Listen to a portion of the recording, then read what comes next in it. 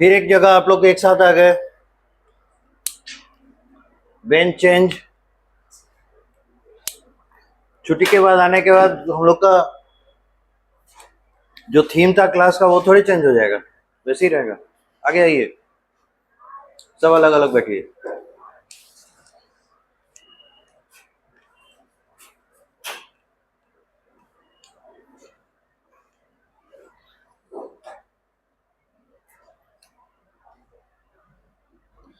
एक क्वेश्चन देखिए तो,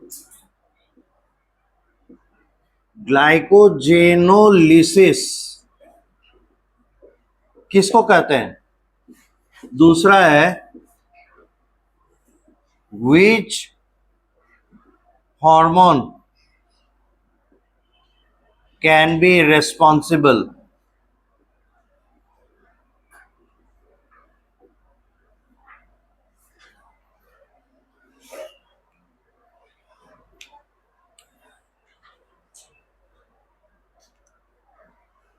ग्लाइकोजन क्या है? Stored food material, reserve food material. कैसा? कार्बोहाइड्रेट, प्रोटीन, फैट में से कैसा? कार्बोहाइड्रेट। मोनोसैकेराइड, पॉलीसैकेराइड क्या होगा? पॉलीसैकेराइड। बहुत सारे हजारों लाखों ग्लूकोज यूनिट्स इसमें जुड़कर एक मॉलिक्यूल ऑफ ग्लाइकोजन बनाते हैं। ठीक है, तो अगर ग्लाइकोजन बन रहा है इसका मतलब क्या है? ग्लूकोज जमा हो रहा होगा तभी ना।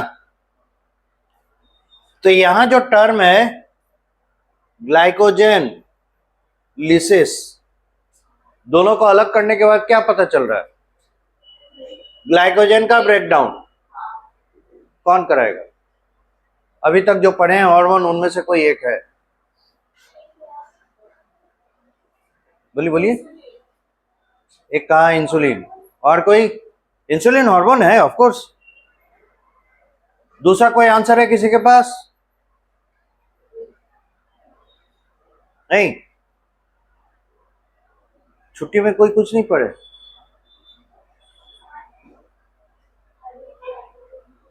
ग्लाइकोजन को तोड़ने वाला हार्मोन या ग्लूकोज को घटाने वाला हार्मोन, बढ़ाने वाला हार्मोन। ग्लाइकोजन को तोड़ेंगे तो इसमें से क्या निकल कर आएगा? ग्लूकोज निकल कर आएगा, यानी ग्लाइकोजन टूटेगा तो ग्लूकोज बढ़ेगा। कौन ऐसा करता है? ग्लूका हाँ, पहले गलत फिर सही। Glycogenolysis, it is breakdown of glycogen. Which hormone can be responsible? Glucagon.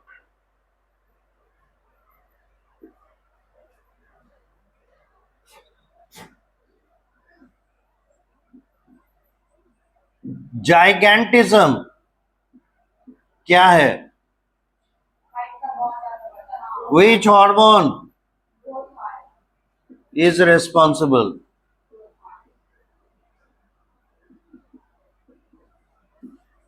Overgrowth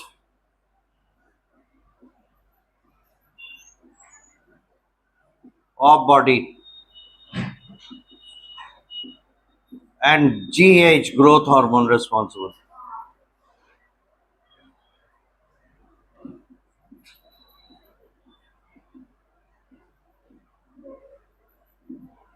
Deficiency of which hormone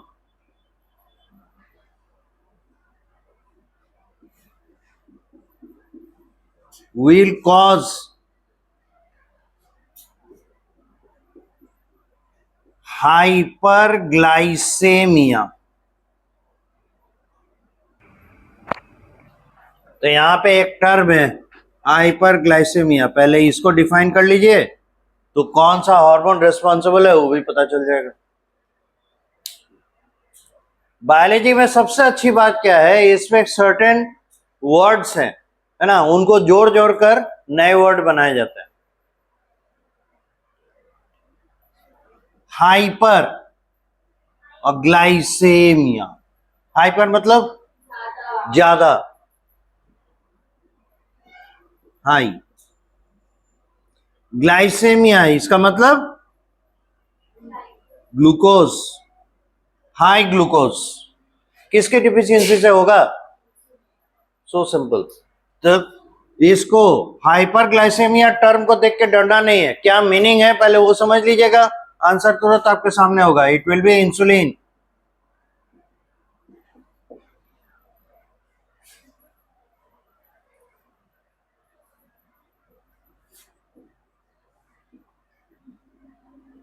hormones of thyroid कौन कौन से हैं?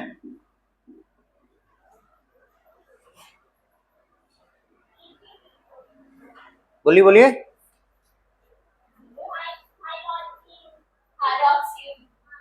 थायरॉक्सिन,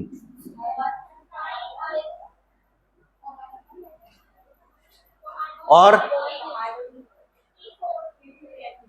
इसी का दो फॉर्म है, T3 और T4। और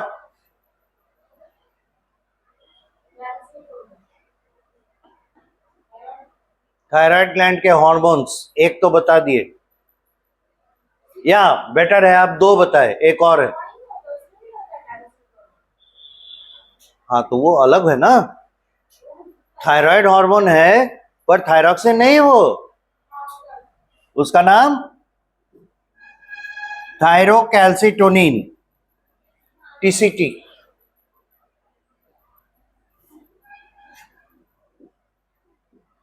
एंटागोनिस्ट टू TCT। एंटागोनिस्ट मतलब उल्टा काम करने वाला, कौन करेगा? पैराथायराइड।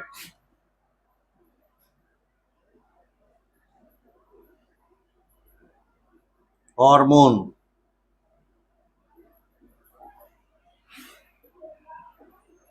मेलाटोनिन कौन रिलीज करता है?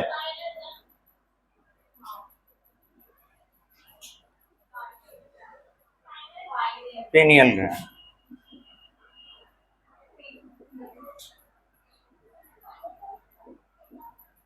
फंक्शन,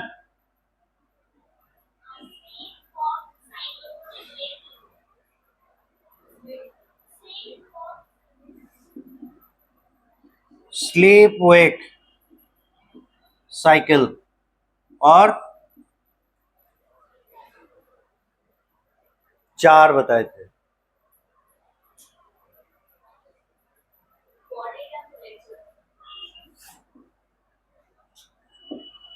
और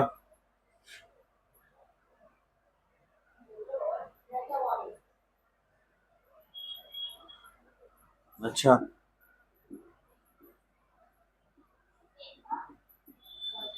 और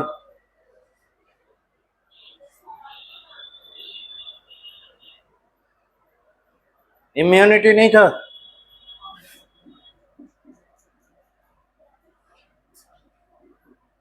और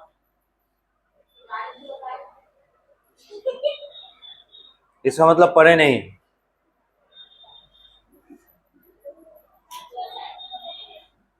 regulation of menstrual cycle,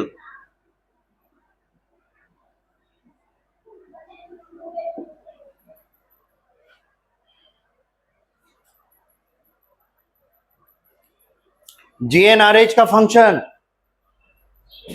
GnRH का फंक्शन क्या करेगा? GnRH not somatotropin. Full form बोलिए GnRH का। हाँ, गोनाडोट्रोपिन रिलीज हार्मोन।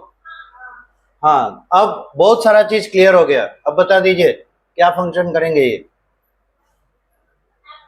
भाई गोनाडोट्रोपिन का रिलीज करवाना है। कौन कौन से दो गोनाडोट्रोपिन हम लोग देखे हैं? LH और FSH। कहां से निकलेंगे? पिट्यूटरी। तीन हिस्से हैं उसके, या कंपैरेटिवली एक साथ कंबाइन करके कहें तो दो है, adeno hypophysis, neuro hypophysis, anterior से। कौन सा पार्स किससे निकलेगा? पार्स इंटरमीडिया से, डिस्टेलिस से। यस,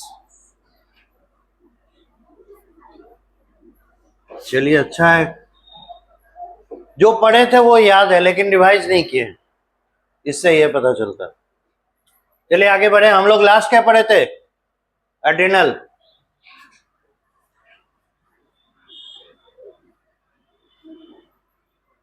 इसका मेडुला हो चुका था, कॉर्टेक्स देख रहे थे। इसको 3 पार्ट में बांटे थे, outer, middle and inner. Outer का ऑल्टरनेट नेम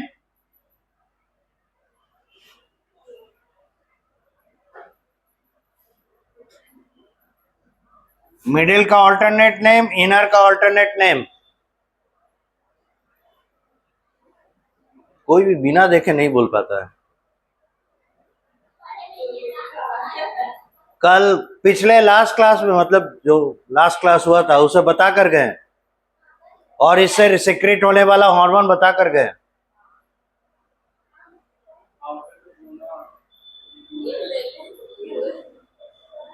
देखिए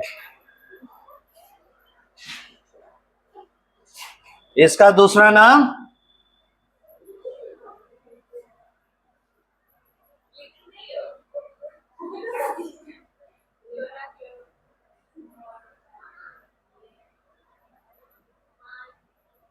एक का बता दें,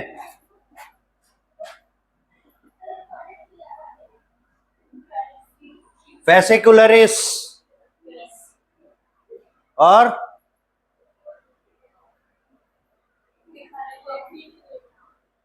रेटिकुलरिस कहाँ का है? आउटर की इनर?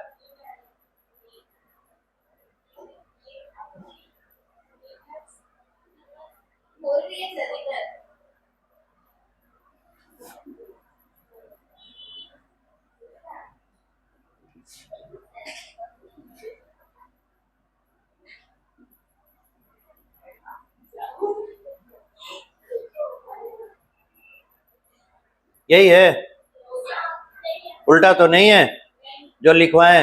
एक बार किताब पलट कर देखिए।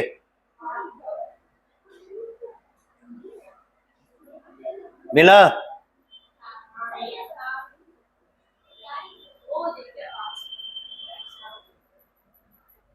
ग्लोमेरुलरिस आउटर, इसका सिक्रेशन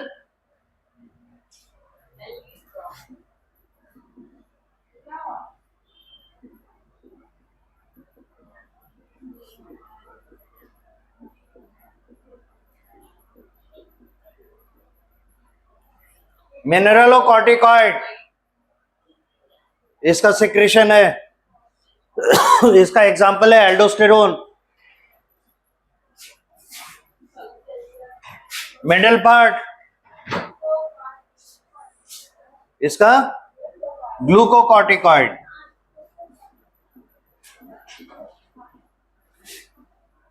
और इसका एग्जाम्पल कॉर्टिसोल। रेटिकुलरिस, इसका एग्जाम्पल 6 कॉर्टिकॉइड।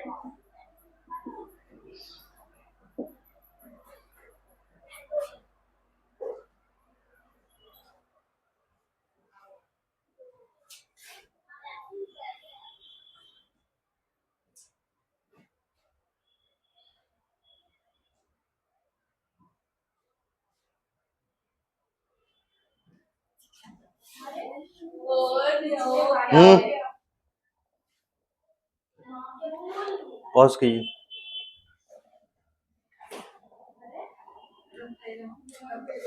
वो इन्वर्टर थोड़ा सा ट्रिप किया होगा। अब देखिए फंक्शन सबके,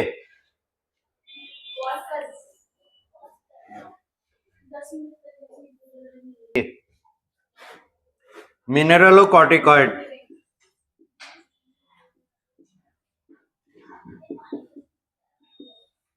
जैसे कि एल्डोस्टेरोन, इसका फंक्शन ऑलरेडी हम लोग देखे थे। एल्डोस्टेरोन का फंक्शन क्या था? एब्जॉर्प्शन कराएगा किसी चीज का और सिक्रीशन कराएगा किसी चीज का।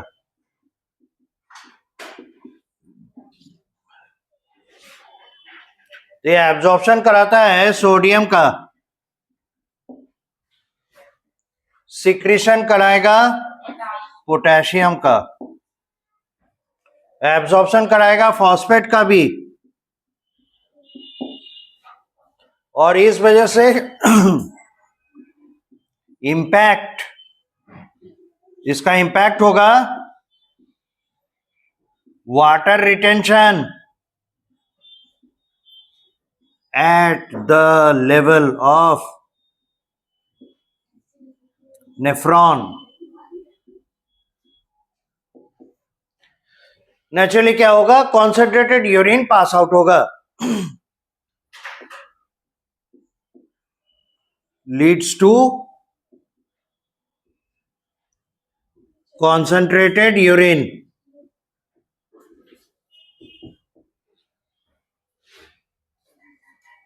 इससे हेल्प क्या होगा? Also helps in osmotic balance,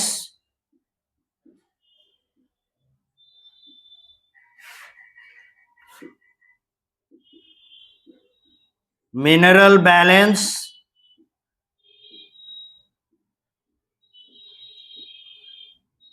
water retention.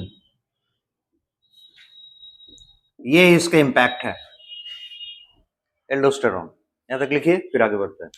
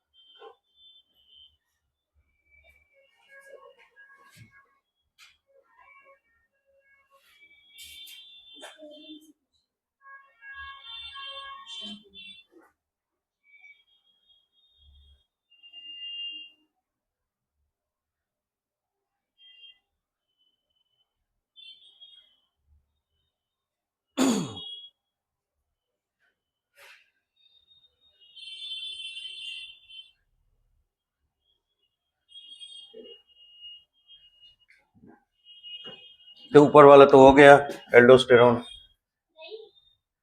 Mineralocorticoid example aldosterone, ये तो सभी जान रहे हैं, पिछले क्लास में किया हुआ है।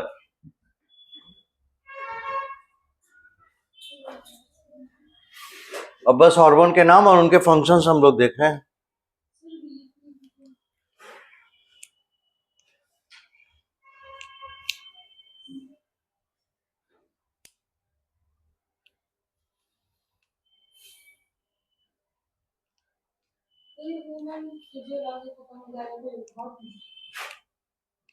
उसके बाद फिर पीछे के जो चैप्टर्स है उनको शुरू करेंगे हम लोग। सेल पढ़े ही नहीं है, सेल देखेंगे, क्लासिफिकेशन है, बहुत सारा चीज है अभी। और डायरेक्ट इस यूनिट को शुरू किए हैं, लेकिन ये लास्ट पे करना चाहिए था क्योंकि इसका बेसिक्स हम लोग के पास नहीं है। क्लासिफिकेशन बाकी है। फिर एनिमल टिश्यू हालांकि हटा दिया है, लेकिन एनिमल टिश्यू जानना पड़ेगा, आगे बहुत सारे जगहों पे उसका जरूरत पड़ेगा। प्लांट टिश्यूज हैं, अभी बहुत बाकी है।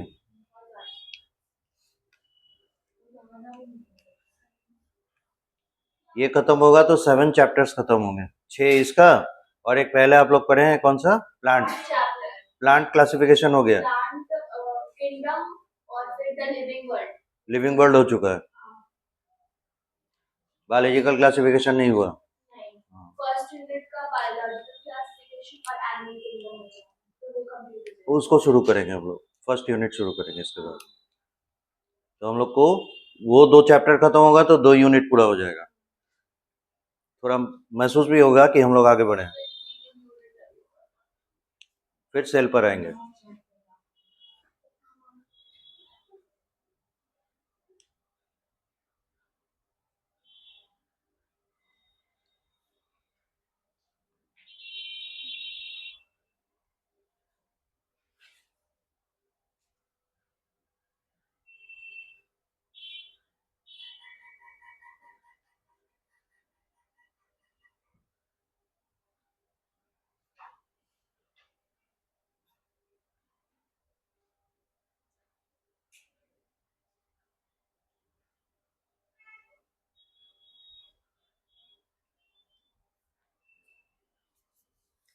हो गया। अब आइए cortisol.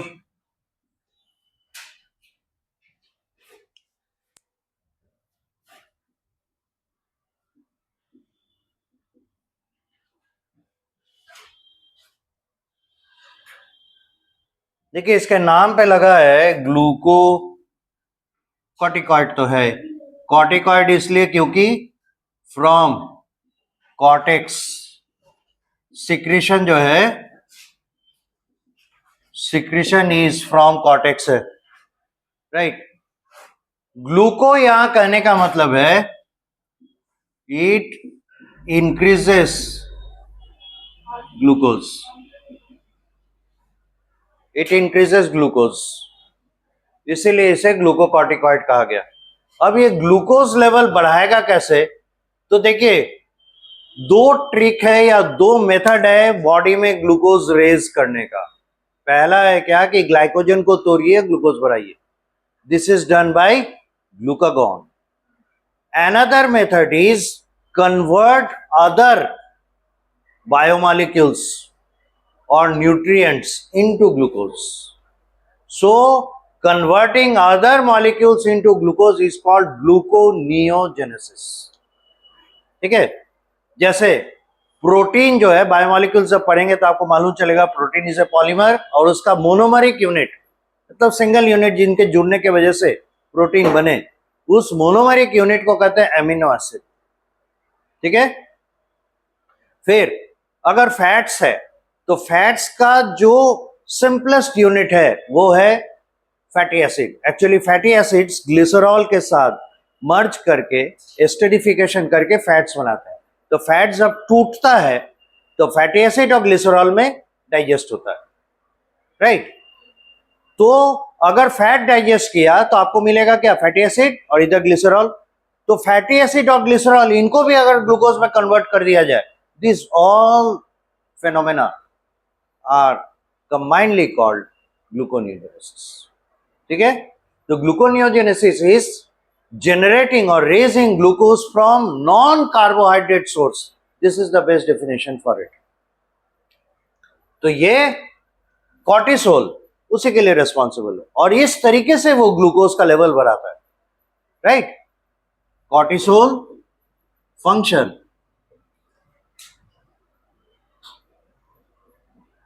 to raise glucose level by converting non-carbohydrate sources of energy into glucose. Phenomena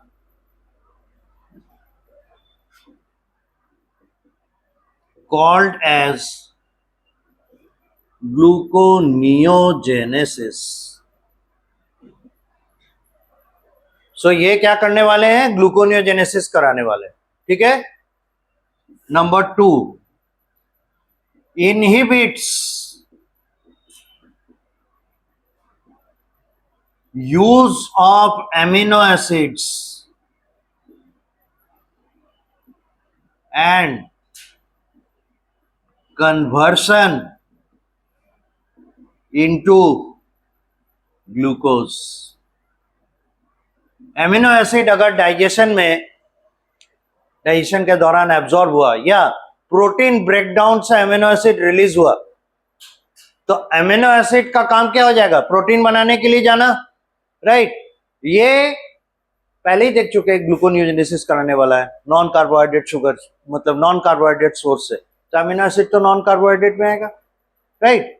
तो ये क्या करने वाले हैं? इसको कन्वर्ट करेंगे ग्लूकोज में। इस तरीके से ये डिफरेंट सोर्सेस को ग्लूकोज में कन्वर्ट करते हैं। इसके पीछे रीजन क्या है? इसे ना कहते हैं स्ट्रेस हार्मोन, कॉर्टिसोल को स्पेशली। ऐसे तो ये कॉर्टिकॉइड्स स्ट्रेस हार्मोन के कैटेगरी में ही आते हैं। देखते होंगे एल्डोस्टेरोन तब एक्शन में आता है जिस समय जीएफआर फॉल कर रहा है। It is a kind of stress, है ना। और क्यों होगा जीएफआर फॉल? क्योंकि बॉडी से वाटर भाग रहा है, स्वेटिंग की वजह से, डिहाइड्रेशन की वजह से, या डायरिया हो गया उस कंडीशन में। तो ऐसी स्थिति में क्या है? वाटर लॉस तेजी से हो रहा है, बॉडी अपना वाटर बैलेंस मेंटेन नहीं कर पा रहा है। It is a stress, so aldosterone is coming up to maintain the situation. ठीक है, जीएफआर मेंटेन करने के लिए वो एक्शन में उतर रहा है। तो स्ट्रेस पर रिलीज होने वाले हार्मोन स्ट्रेस हार्मोन्स, एल्डोस्टेरॉन भी उस कैटेगरी में है, ग्लूकोकॉर्टिकॉइड भी उसी कैटेगरी में है। तो किसी तरह का स्ट्रेस, मान लेते हैं किसी को कोई इन्फेक्शन हुआ, तो इन्फेक्शन से फाइट करने के लिए ह्यूज अमाउंट ऑफ एनर्जी चाहिए, और एक एस्टिमेशन के मुताबिक हमारे लिवर में जितना ग्लाइकोजन स्टोर है, अगर हम कुछ ना खाना खाएं आधे घंटे तक, तो it is sufficient to give us energy. उसके बाद ये हशअप हो जाता है लिवर का ग्लाइकोजन, है ना। अगर कोई भी न्यूट्रिएंट, कोई भी खाना हम नहीं खाएं, है ना, भूखे हैं, उस समय जब एनर्जी का रिक्वायरमेंट रहेगा, आधे घंटे तक आपको एनफ एनर्जी दे सकता है ग्लाइकोजन। उसके बाद ग्लाइकोजन स्टोर खत्म होने लगेगा। Then other sources of energy की ओर हमारा बॉडी मुंह उठाकर देखता है, तब जाके प्रोटीन, फिर जाके फैट्स डाइजेस्ट होना शुरू होते हैं बॉडी, लेकिन उसके पहले नहीं। तो कहने का मतलब है, जब स्ट्रेस बढ़ेगा तो जितना स्टोर्ड है हमारे अंदर glucose, that is not enough to support that huge amount demand of energy. तो कहीं दूसरे मेथड से, किसी दूसरे सोर्स से ग्लूकोज चाहिए, तभी तो एटीपी जनरेशन होगा। क्योंकि ग्लाइकोलिसिस नहीं होगा तो एनर्जी जनरेशन होगा नहीं, है ना। बॉडी में, सेल में एटीपी प्रोडक्शन करने के लिए क्या करना होगा? रेस्पिरेशन। और रेस्पिरेशन चाहे एरोबिक हो चाहे एनारोबिक हो, फर्स्ट स्टेप है ग्लाइकोलिसिस। ये आप लोग 10 में पढ़े भी होंगे, लाइफ प्रोसेसेस, है ना। तो सेलुलर लेवल पे रेस्पिरेशन कहां पर जाता है? एनर्जी जनरेशन की ओर। और एनर्जी जनरेशन रेस्पिरेशन में पहला स्टेप है ग्लाइकोलिसिस। ग्लूकोज चाहिए, ग्लूकोज को तोड़ना। तो इसलिए अगर ग्लूकोज नहीं है तो नॉन सोर्स ऑफ कार्बोहाइड्रेट से ग्लूकोज तैयार कीजिए, that is why it is doing that, ताकि जब स्ट्रेस में हो बॉडी उससे उबरने की कोशिश करे तो एनर्जी डेफिशिएंसी नहीं हो। This is the main reason. ठीक है, अब देखिए उसी डायरेक्शन में ये सारे काम करते हैं। यहां तक हो गया, इसको लिखिए फिर आगे बढ़ते हैं।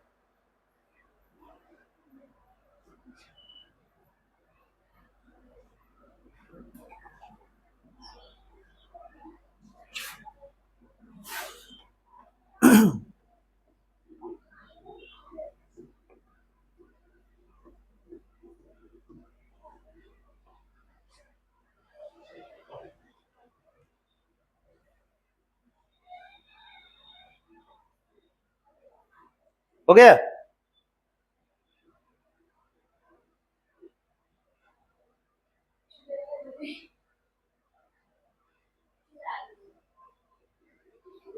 ये हमको पता चला आप नहीं लिख पाते हैं, यही लिखती है।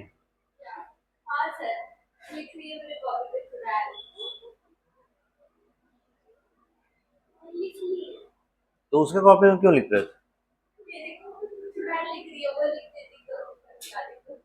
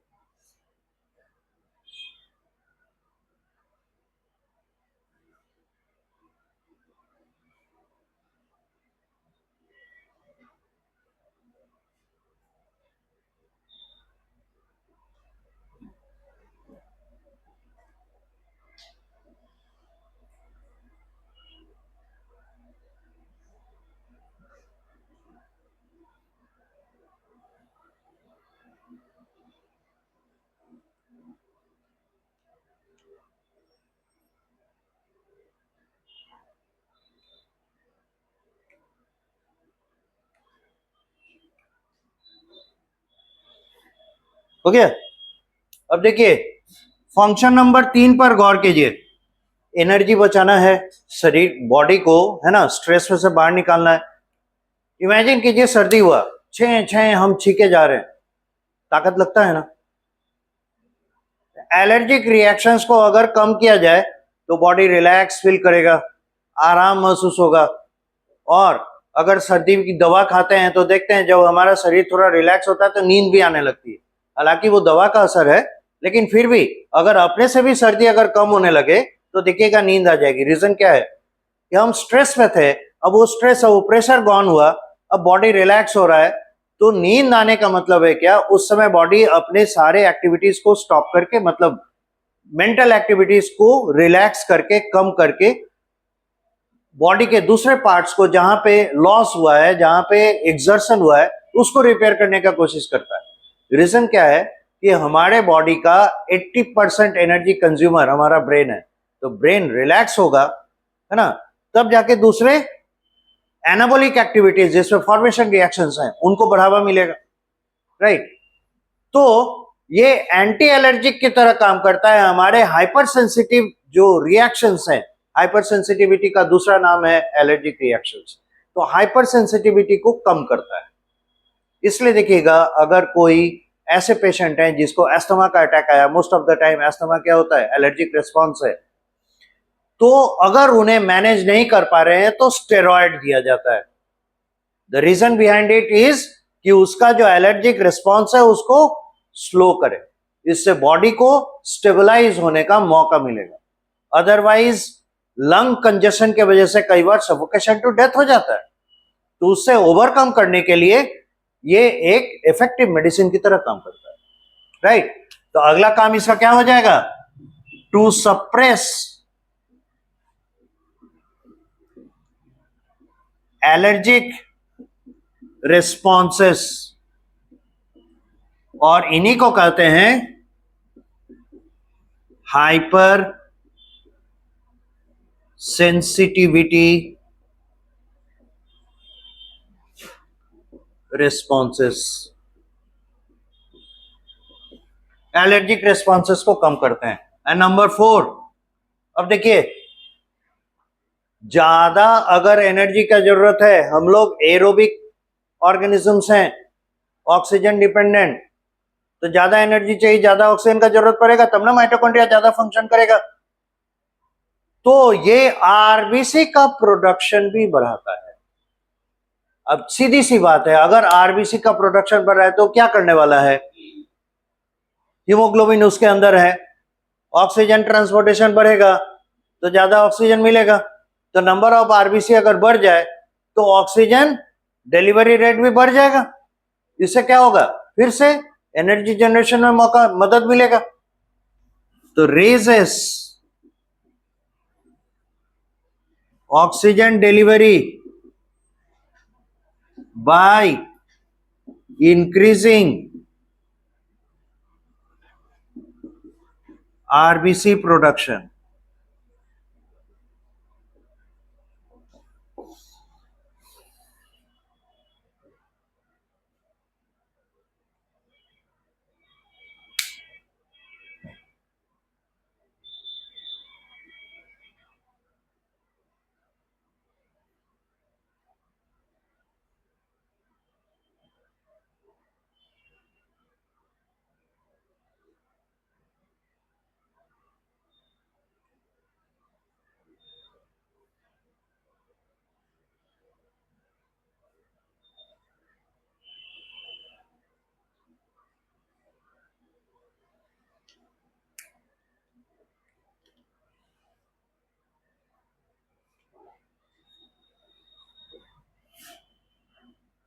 अब है 6 कॉर्टिकॉइड।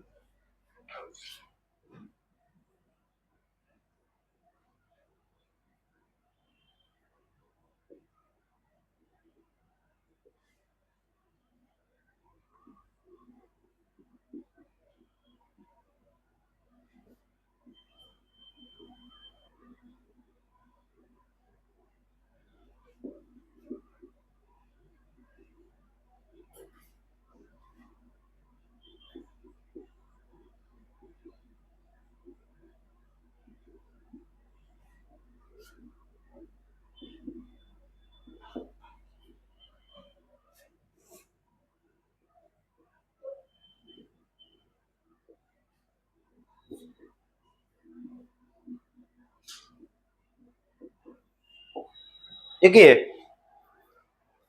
मेल गोनाडल हार्मोन कहां से रिलीज होता है, जो इसके बाद होगा वो है टेस्टिस से, है ना। और फीमेल गोनाडल हार्मोन्स वो रिलीज होते हैं कहां से, ओवरी से। लेकिन ये भी हम लोग जानते हैं, स्टैंडर्ड 8 में पढ़ चुके हैं कि प्यूबर्टी एंड एडोलेसेंस वाले चैप्टर में उनका एक्टिविटी, एंडोक्राइन एक्टिविटी कब स्टार्ट होता है, जब प्यूबर्टी अटेन होता है। तो at and after puberty gonadal hormones come into play, वो अपना फंक्शन शुरू करते हैं। पर before that who is responsible for maintenance of the reproductive organs, hair formation, और I mean axial hair जिसको कहते हैं, बॉडी के पार्ट्स में जो हेयर ग्रोथ होता है, उनके लिए रिस्पॉन्सिबल कौन होता है? तो उन सबों की जिम्मेदारी इन्हीं सेक्स कॉर्टिकॉइड्स के ऊपर होती है, जो एड्रिनल कॉर्टेक्स से रिलीज होता है। ठीक है, इन्हें कंबाइंडली हम लोग कहते हैं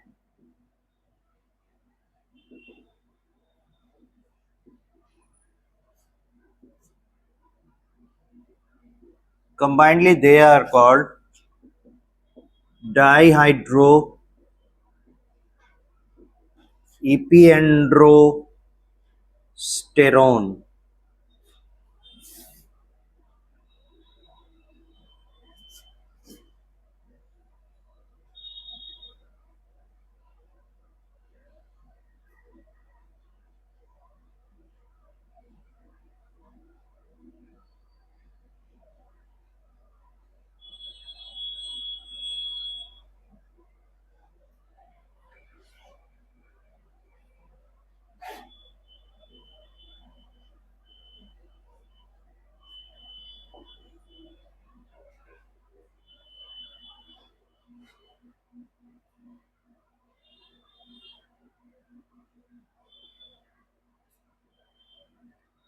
ये इनका फंक्शन है।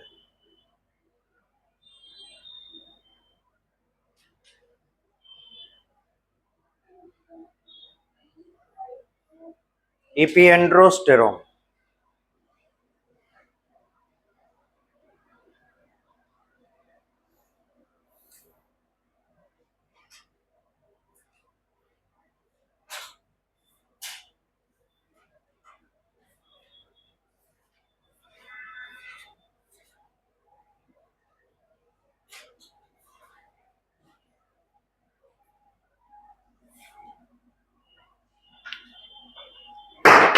सॉरी,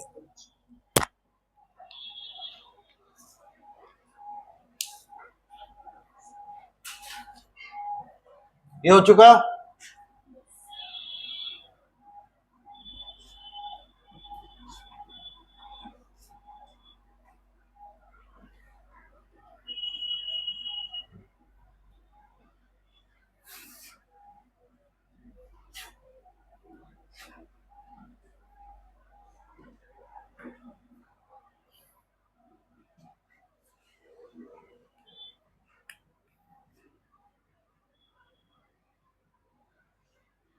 Addison's disease,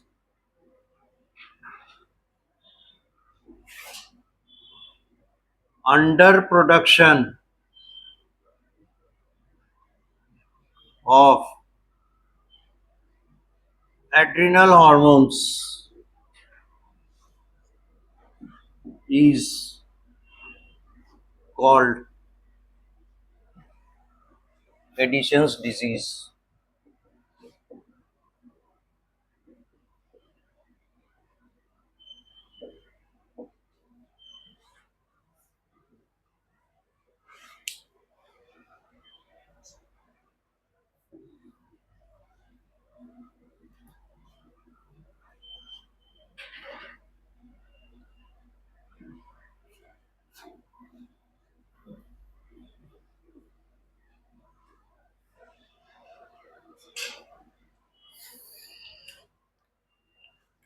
अब आएंगे हम लोग गोनेड्स।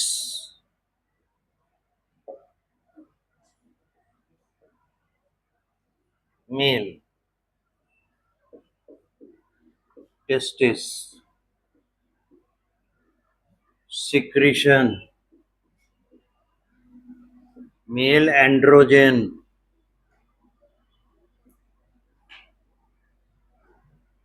और इसे कहते हैं testosterone.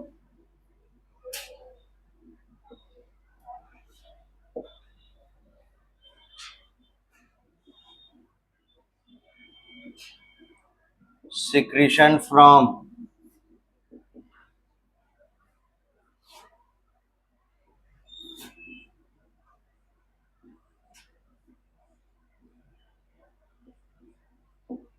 Leydig cells,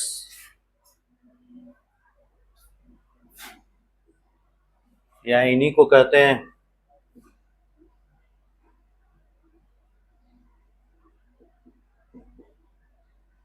interstitial cells.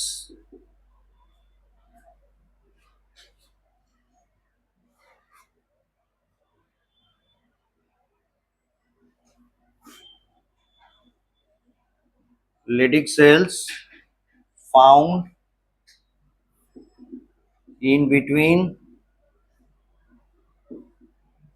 the seminiferous tubules। इन चीजों को, इन स्ट्रक्चर्स को हम लोग 12th में भी देखेंगे, अभी जस्ट हम लोग इंट्रोड्यूस करके इसको छोड़ देते हैं। ओके, सो इनका सिक्रेशन टेस्टोस्टेरॉन, ये रिलीज होते हैं टेस्टिस के स्पेसिफिक एरिया, जिन्हें हम लोग कहते हैं इंटरस्टिशियल सेल्स। और ये इंटरस्टिशियल सेल्स या लेडिक सेल्स पाए जाते हैं सेमिनिफेरस ट्यूब्यूल्स के बीच में।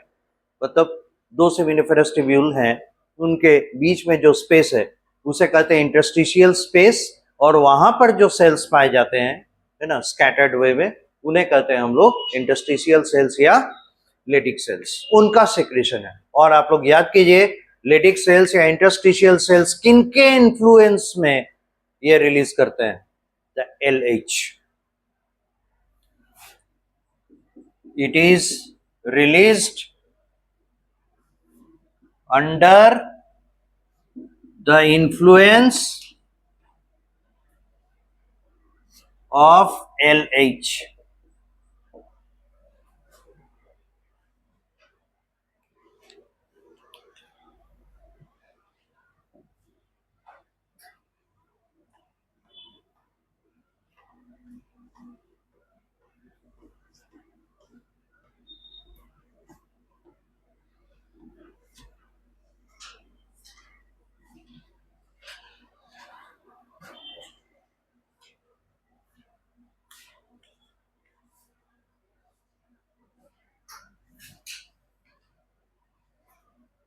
यानी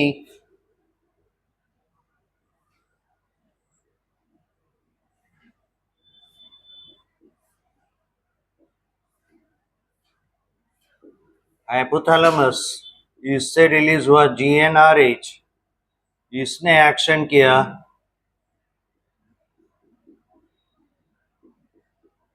पिट्यूटरी पार्स डिस्टेलिस पे,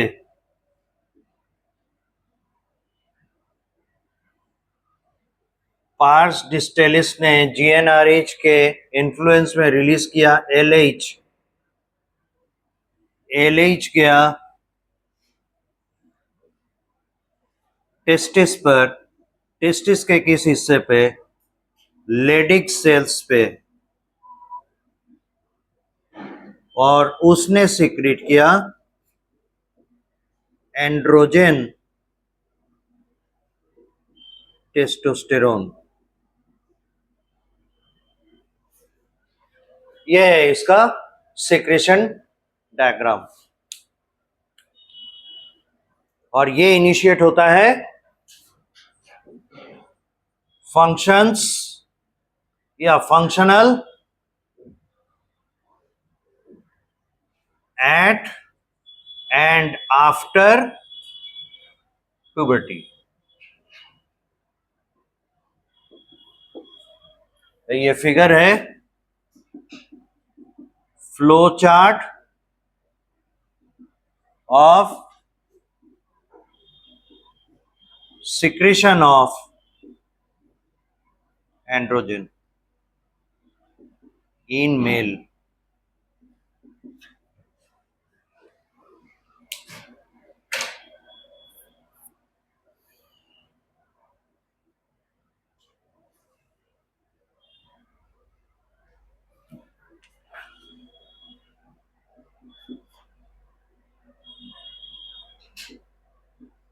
फंक्शंस, ये इंक्रीज करता है bone density,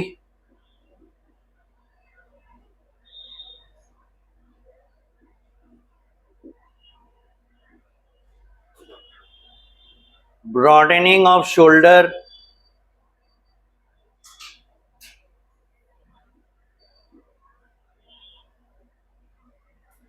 strength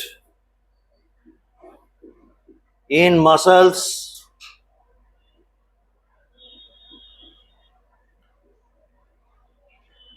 change in voice,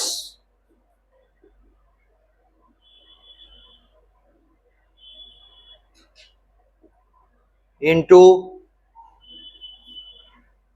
low pitch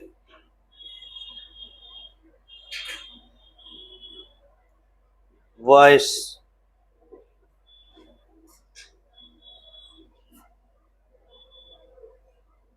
development of Adam's apple,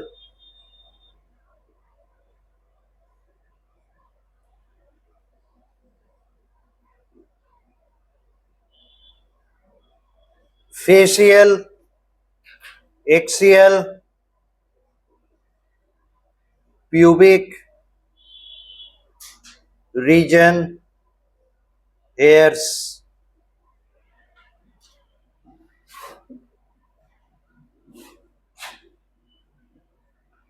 male aggression,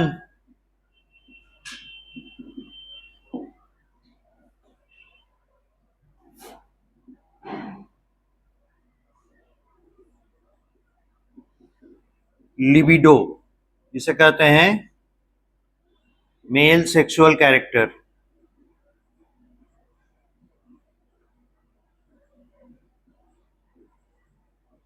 etcetera. तो physical, physiological and emotional changes induce करता है ये. 12th में एक चैप्टर है ड्रग एब्यूसेस. एब्यूज मतलब समझते हैं, एब मतलब हो जाता है एबनॉर्मल, है ना. यूज, एबनॉर्मल यूज यानी जो नॉर्मल यूज नहीं है उन्हें एब्यूज कहते हैं. तो इसका दो एक्शन है, एक बोन डेंसिटी बढ़ाना, स्ट्रेंथ इन मसल्स. इन दोनों एक्टिविटीज के लिए इसका एब्यूज होता है ना. बहुत बार आप सुनते होंगे डोपिंग टेस्ट में पकड़े गए, बैंड ड्रग्स लेते हुए एथलीट्स पकड़े गए, उनमें ज्यादातर यही रहता है, क्योंकि मसल स्ट्रेंथ बढ़ाता है. मसल्स में ज्यादा ताकत होगा, ज्यादा लंबा दौड़ सकते हैं, ज्यादा ताकत रहेगा तो ज्यादा दूर तक आप भाला फेंक सकते हैं, जैवलिन थ्रो, डिस्कस थ्रो जो चक्का जैसा होता है, वो शॉर्ट पुट भारी बॉल होता है लोहा का, उसको फेंकना होता है, हाई जंप, लो जंप, यानी जो एथलेटिक एक्टिविटीज हैं उनके लिए शरीर में काफी ताकत चाहिए और ये उसको बढ़ाता है, इसलिए इसका एब्यूज होता है स्पोर्ट्स पर्सन द्वारा अधिकतर. तो जो डोपिंग टेस्ट में पकड़े जाते हैं वो इसी का ज्यादातर ओवर यूज करने की वजह से.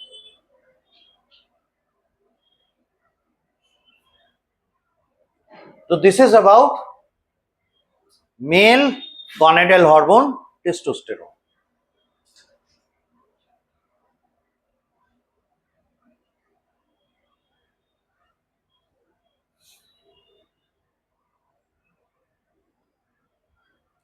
हो गया.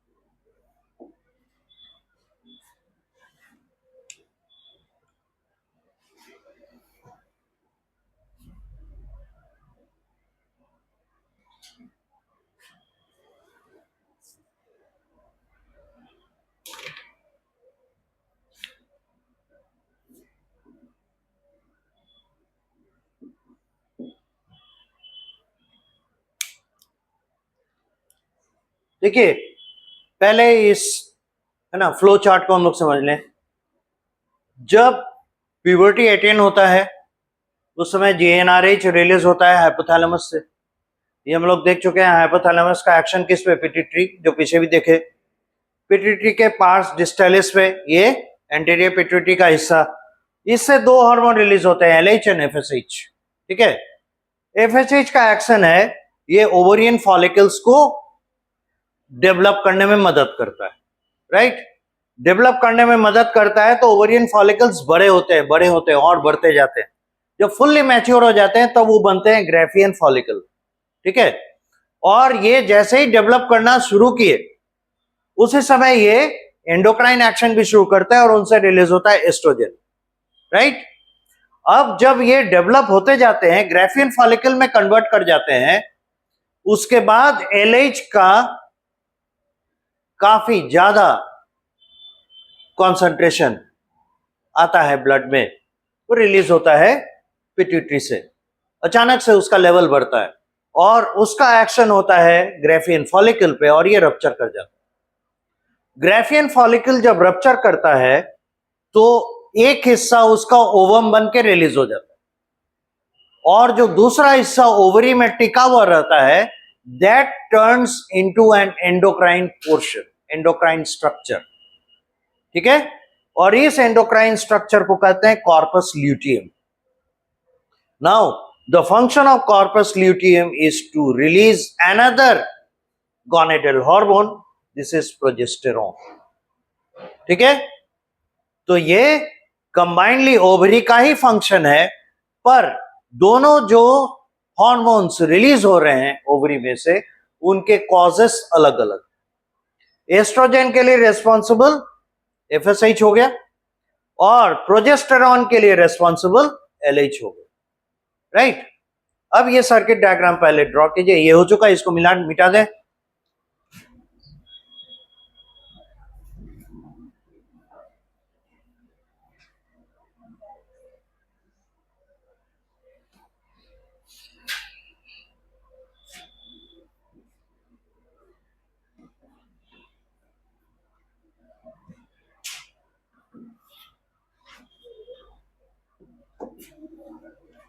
Secretion from ovary,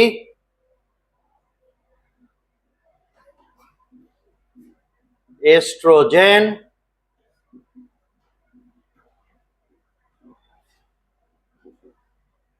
from ovarian follicles, maturing, progesterone from corpus luteum.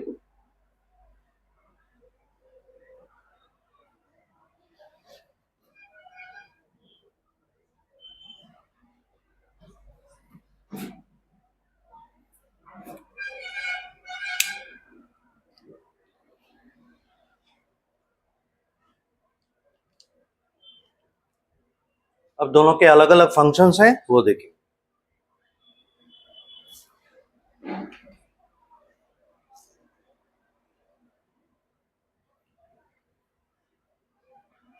हो गया,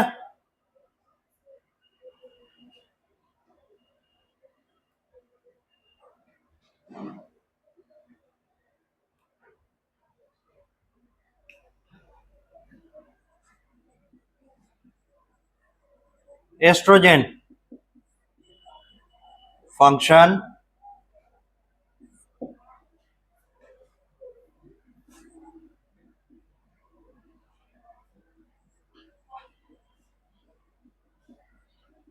deposition of fats,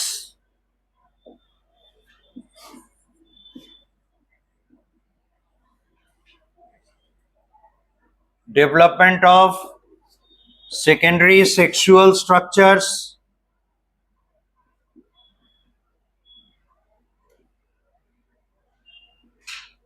in the female body,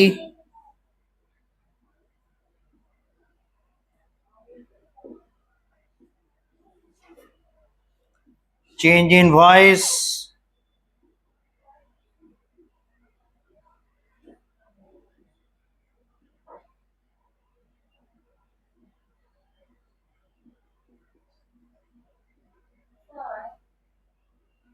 बोलिए। फॉलिकल ओवरी के अंदर के ऐसे स्ट्रक्चर्स हैं जो फ्यूचर में ओवम रिलीज करेगा।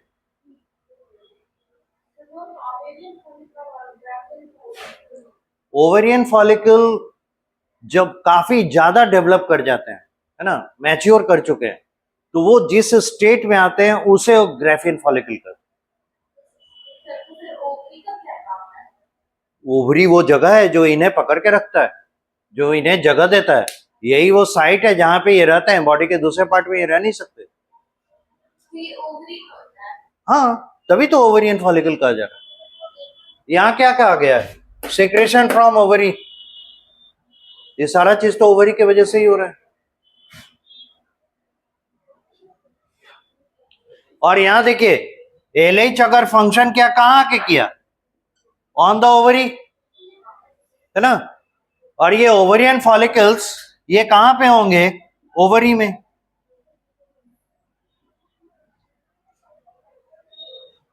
एफएसएच का साइट ऑफ एक्शन भी ओवरी में ही है। ओवरी में कहा? Specifically on the ovarian follicles. और हम लोग प्राइमरी रिप्रोडक्टिव ऑर्गन के तौर पे मेल में टेस्टिस और फीमेल में ओवरी को इसलिए रखते हैं क्योंकि ये वो साइट है जहां पे गैमेट्स प्रोडक्शन होता है। तो देखिए, यहां जो रप्चरिंग ऑफ ग्राफियन फॉलिकल हुआ उसका एक हिस्सा तो यहां दिखा दिया आपको, एंडोक्राइन टिश्यू बन रहा है। दूसरा हिस्सा बता ही देना चाहिए, नहीं तो कंफ्यूजन रहेगा। एक हिस्सा इस तरफ गया एंडोक्राइन टिश्यू के फॉर्म में, दूसरा हिस्सा ओवम रिलीज्ड। और इस प्रोसेस को कहते हैं ओव्यूलेशन।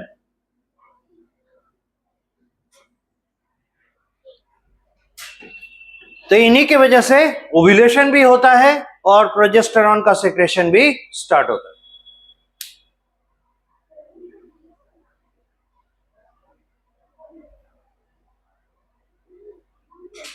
नोट डाउन कीजिए।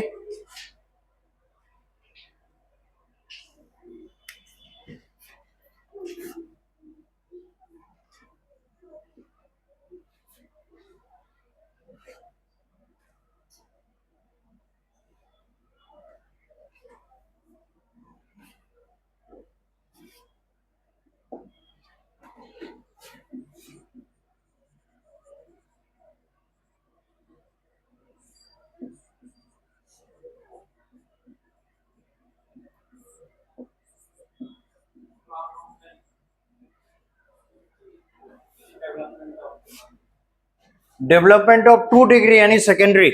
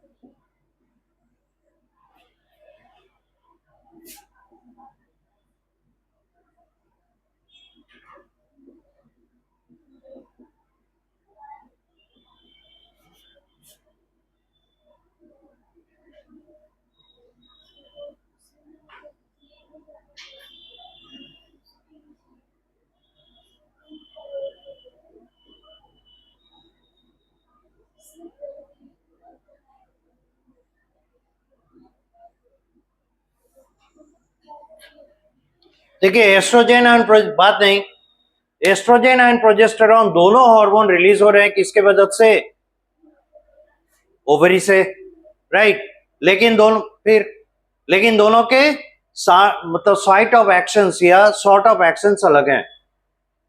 जिस तरह से मेल एंड्रोजन, है ना, मेल में secondary sexual characters different changes in the body के लिए रिस्पॉन्सिबल है, उसी तरह से एस्ट्रोजन फीमेल बॉडी में चेंजेस के लिए रिस्पॉन्सिबल है।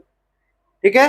मोर और लेस आपको दोनों में ऑपोजिट काइंड ऑफ एक्टिविटीज मिलेंगे। तो some of them are deposition of the fat. जैसे देखिए टेस्टोस्टेरोन का फंक्शन क्या है, बॉडी में मसल्स ग्रोथ कराना, मसल मास बढ़ाना, strength of the muscles. Estrogen का फंक्शन है बॉडी में फैट डिपोजिशन करना। उसके बाद development of secondary sexual structures in the female body, इससे बहुत सारे स्ट्रक्चर्स आ जाते हैं, जैसे मेमोरी ग्लैंड का डेवलपमेंट है ना। फिर प्यूबिक रीजन, प्यूबिक सिम्फाइसिस देखे हैं, वो बोन है ना जो हमारे पेल्विक गर्डल के होते हैं, तो उस रीजन के एरिया को प्यूबिक के नाम से हम लोग जानते हैं, बिकॉज वो पेल्विक गर्डल का हिस्सा है, राइट।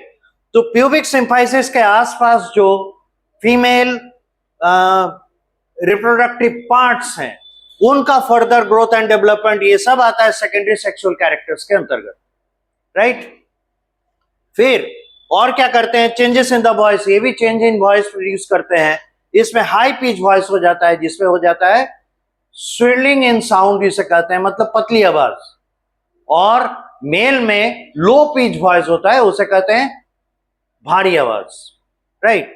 तो ये जो चेंज इन वॉइस है, ये भी एस्ट्रोजन एंड उधर टेस्टोस्टेरोन इसके लिए रिस्पॉन्सिबल होता है, एटसेट्रा।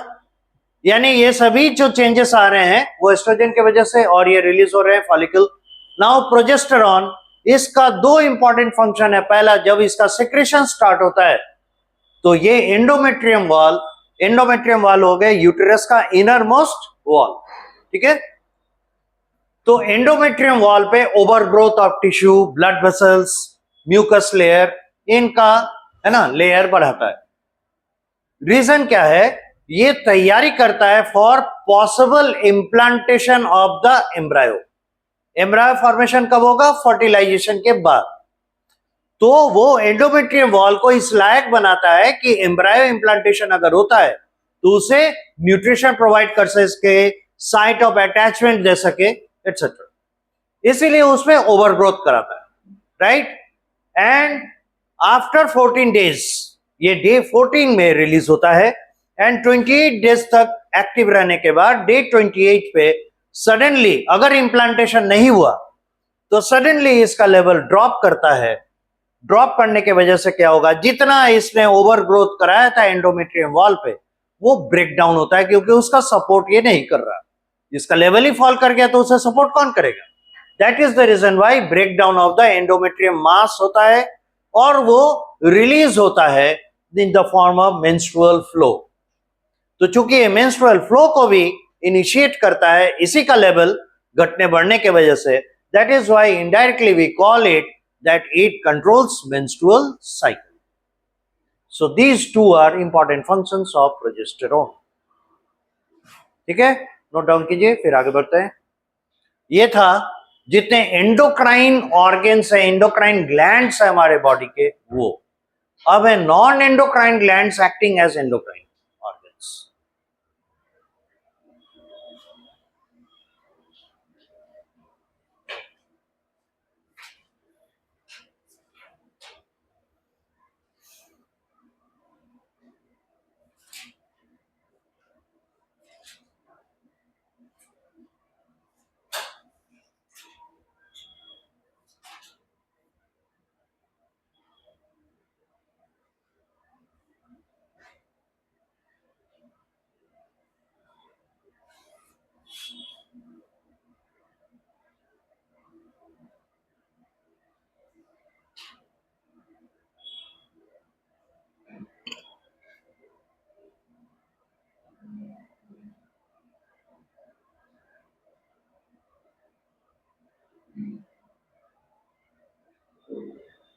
ठीक है, यहीं तक रखिए, अगले क्लास में ये फिनिश हो जाएगा और हम लोग शुरू करेंगे बायोलॉजिकल क्लासिफिकेशन उसके साथ। पॉज कीजिए।